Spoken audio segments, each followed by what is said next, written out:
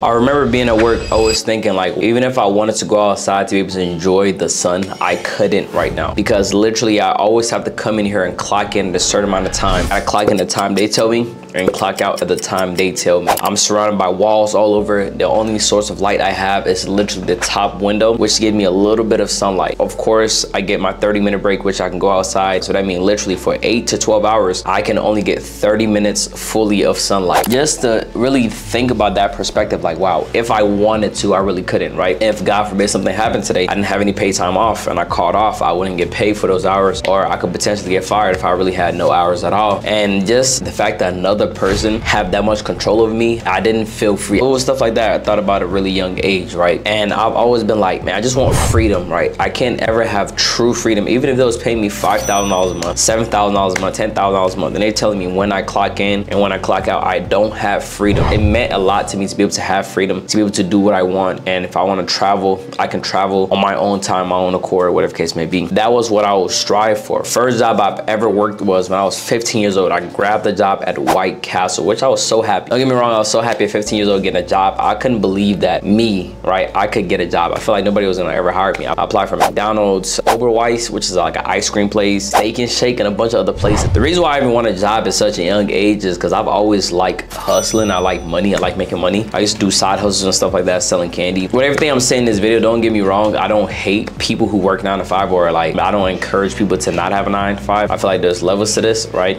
You need the 9 to 5. It taught me a lot. So if you have a 9 to 5, don't be embarrassed about it. But finally, I was able to get a job, which was at White Castle. That was my first job. So thank God to that, right? It was my cousin. She was already working there. She was a year older than me. And then she was telling me she can get me in there because she is cool with the general manager. So I put the application in. She told him. And then I was able to go in. Did the application, still got the job because I had the connects, right? So it really came in handy for that. And White Castle, honestly, was just hiring everybody. Like jobs like even McDonald's really just hire anybody, but they still wasn't hiring me for whatever reason. So I finally got a job after struggling to find a job for like a month or two. I was so happy. I remember cleaning the dining room, so excited, like, dang, me, Sharif, I have a job. And I remember the time too, the person that was supposed to train me, she didn't even train me at all. She just taught me how to do the dining room, but I was not taught how to do the burgers, like make the food. It was one day I was working on a shift where she was not on, and then one of the other managers told me to serve up the food. And I'm like, I've not done this. I've not been trained on it. Oh, it's easy. Look at the screen, whatever it says on there, drop it in these fryers. But it all had abbreviations, right? So like chicken rings, it was like RNG, French fries, like FF. So that was my first impression to the manager, essentially, right? Because they saw I couldn't do that, so I was told I suck. After hearing that people was telling me I suck, I'm like, I made it a mission to be good. I hate being told I suck, I can't do nothing. And then quickly realized the general manager was one of the worst bosses to have. She was so rude. Oh my God, would say the most disrespectful things to you, yelling all day 24/7. At that point, I had realized, you know, after like a year, whatever case may be, I'm like, okay, if I just stick at this one job, right? Minimum wage at the time was like $8 an hour. I'm like, if I just stick at this one job, I see here it's easy to move up in position. I could move up if I just stay here until high school, then I can give me a better job, whatever the case may be, go to college. I really didn't want to go to college, but I gotta do what I gotta do, right, to make some money. I told myself I'll stay there no matter what until I graduate high school. So I'm 15. So I'll be there for 3 years. No matter what I was dealing with, I was still there every single day taking it. But it made me realize you really cannot control the person who's your boss. So this made me start double thinking about the 9 to 5s, right? I'm like, yo, if somebody's my boss, how can I determine what kind of boss I'm gonna have in the future? If their character trait is to be a rude person, right? Because they wanna take advantage of the power they have, they're gonna do that, right? So I'm like, okay, I want to be the one to be the boss. Yeah, while working there, I always tried to bring my family, like my cousin, my sister, to work with me wherever I was at. Like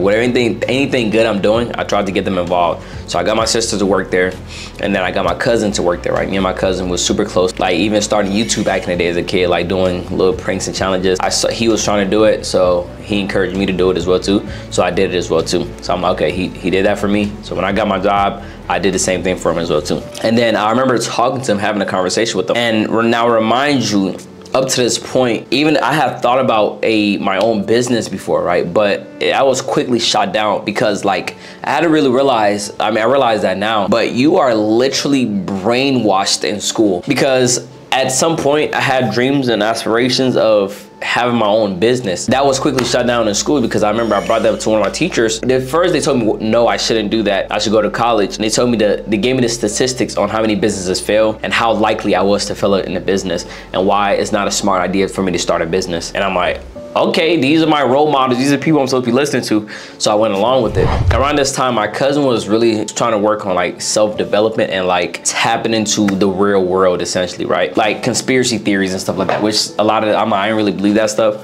But he was doing a lot of research and reading this. My cousin, he was like telling me, I asked him like, yo, like, what do you plan on doing after high school? Or he asked me that. I'm like, yeah, you know, go to college, you know, He like, bro, me, I'm gonna start my own business. I'm gonna do that. I'm like, yo, like, I'm trying to tell him why he shouldn't do that. And the statistics on how many businesses fail, He didn't care about none of that. And at this point, I'm like 16. Everybody is literally my whole life telling me, do this. But this dude can think outside of that. Cause like everybody's saying, get a 9 to 5, go to work, go to school, do this. Right? I just started believing what they was told me was true. Cause my parents telling me this too. They telling me that's the path. I'm like, okay.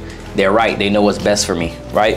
And parents will always say, a parent has been a kid has never been a parent, which I thought that, like that, you know, that really struck. And that's what I was thinking about, why I shouldn't start a business, but he didn't care about none of that. So he told me about the documentary, and I watched the documentary called The Secret. And from that point on, my whole perspective changed on life. Essentially just going about law of attraction, manifestation. That's really what it was about. I just started really doing research. I'm like, I'm trying to be as, you know, wealthy and as rich as possible. I started looking at the statistics. 0% of the top wealthiest people are employees. They're all entrepreneurs, business owners, and investors, you know, all of that. Okay, so I'm set for failure essentially if I like, this is not giving me what I want, right? So I started switching my mindset, right? I didn't really know the path to follow in order to be successful, right? I'm just like, okay, now I believe that I can have my own business or whatever the case may be.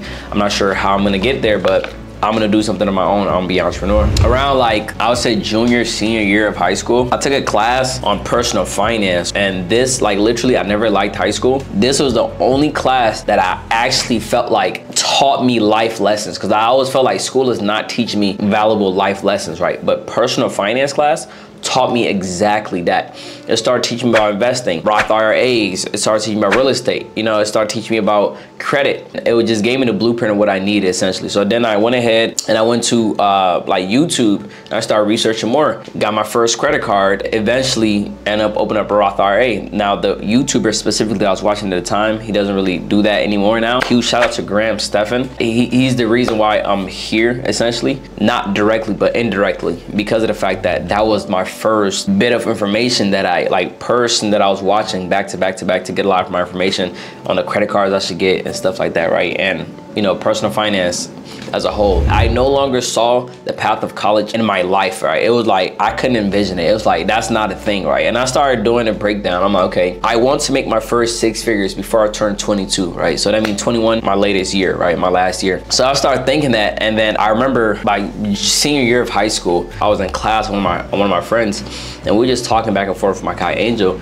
and a teacher pulled us as like the class clown as an example, used as an example. It was a guest teacher, right? Well, he asked us like, what are y'all goals for the future, right? He like, you guys are talking, which I had like a C in that class. I'm like, I got a C, that's good enough for me, right? He said, oh, so you're not even gonna be able to go to college. What college is gonna, you know, get you? And I was like, oh, I'm not gonna go to college. Oh, he's like, yeah, that explains it. These are the guys that are gonna fail in life. I'm like, wow, that's actually crazy to say that to me. He's like, yeah, I'm just saying, be like, you're gonna fail, you know, because you don't want to go to college. You know what I'm saying? Like, and you're not taking the class serious. I'm like, I'm interested by this class. So he literally used us an example, said we was gonna be the failures, right? And I laughed, right? Because I love when people doubted me, right? Because like when people doubt me, that's never been the thing that like brings me down. It just feeds me. So fast forward, after high school, I quit my job at White Castle. I went to Amazon for a bit. I did like have a rough time at that time. I went to Amazon. They told me it would be full-time after a month. And then I went in there after a month, it wasn't full-time. And they were like, oh, wait 2 months and then we can help you transfer to a different building. I waited a second month and it wasn't full-time. So my money started going down because I was literally working 20 hours a week, right? At that time, I tried to go to a different job. So I get in there and I start working in there. I'm like, okay, cool.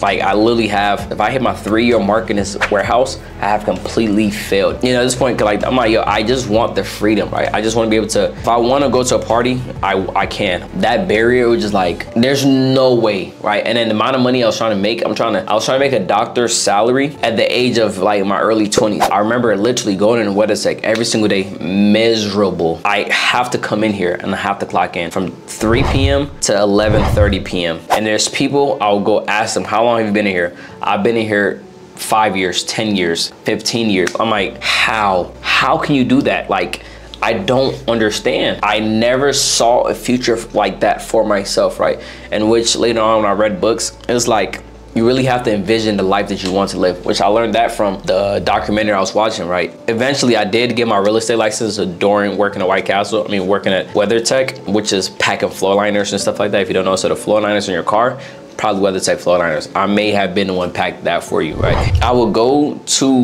work, like if I always clocked in at 3 o'clock, right? So 3 o'clock, I would literally get there at 2:59. I will always be the last person in that job, right? On time, the last person in there, and the first person out. And I remember I made a mission. I went around and told everybody, hey, like, I'm gonna be here for a max of 3 years. If you see me hit my 3-year anniversary here, I have completely failed in life. The reason why I always to keep myself accountable, I never wanted to get lazy. So I told everybody that.